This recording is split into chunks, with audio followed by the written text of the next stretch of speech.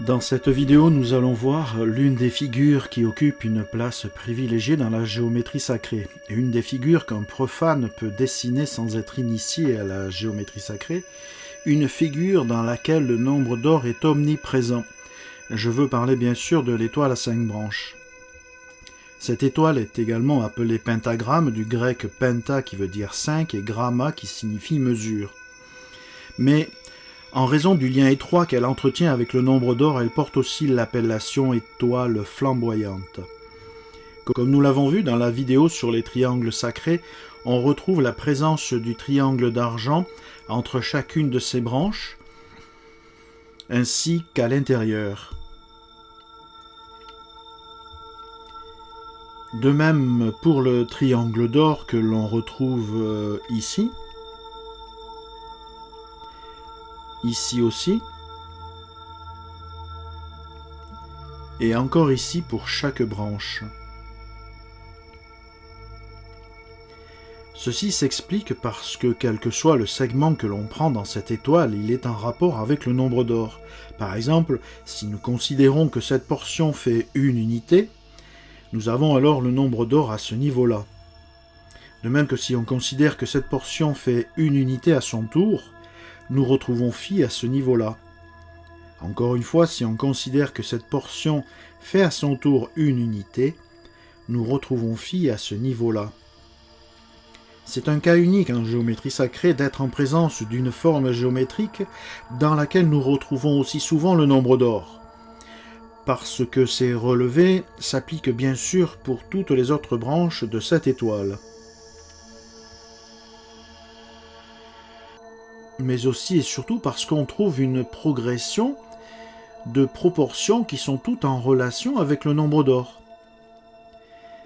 C'est d'ailleurs pour cette raison que l'on y retrouve la spirale d'or, dont je parlerai dans une autre vidéo, dont chaque portion de cette spirale coïncide avec les relevés précédents.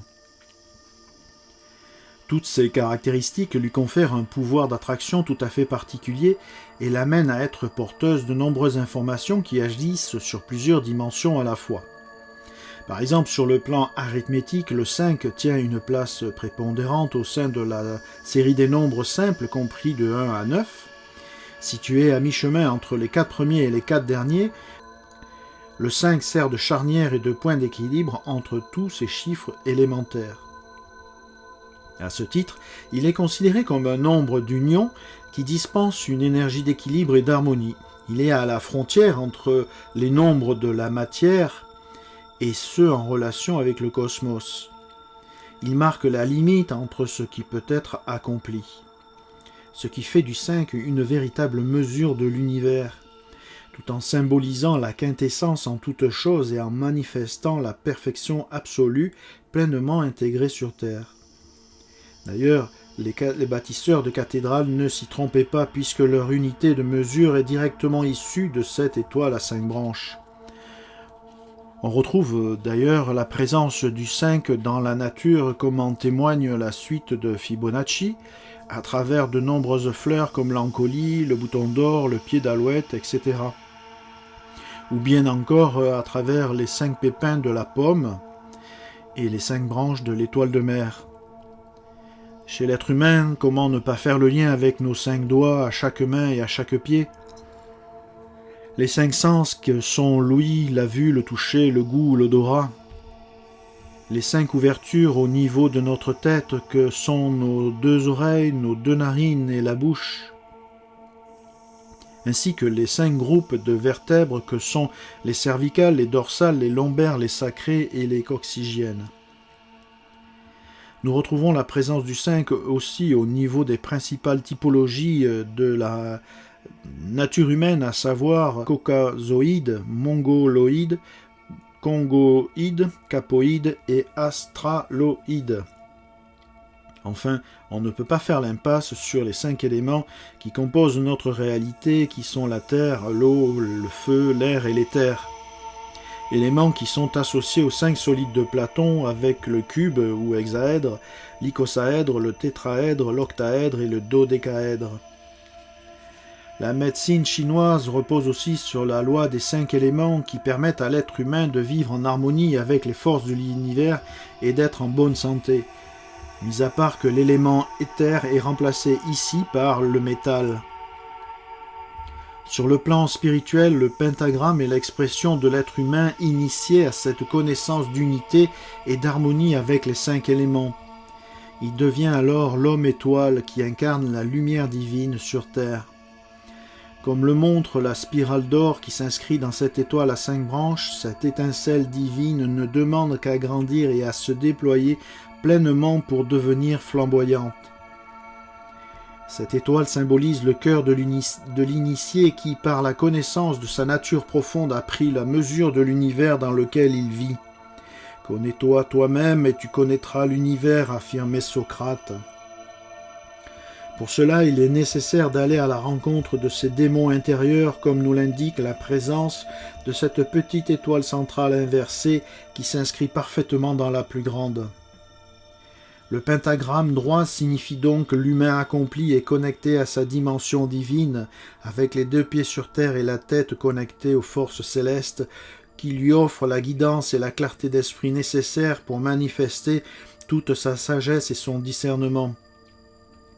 Le corps et l'esprit ne font qu'un et vivent en accord avec la loi des 5 éléments, à travers les 5 vertus qui sont le courage, le sens de l'équité, la persévérance, la bonté et la dévotion. L'être humain est alors guidé par la connaissance et la lumière de l'esprit. Quant au pentagramme inversé, il exprime l'aspect opposé qui repose sur l'inversion des valeurs que pratiquent les lucifériens et les satanistes. L'esprit devient alors le point le plus bas.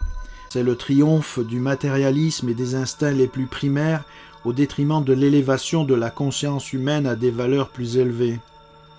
Mais comme je l'ai dit tout à l'heure, il y a du sens dans tout ça.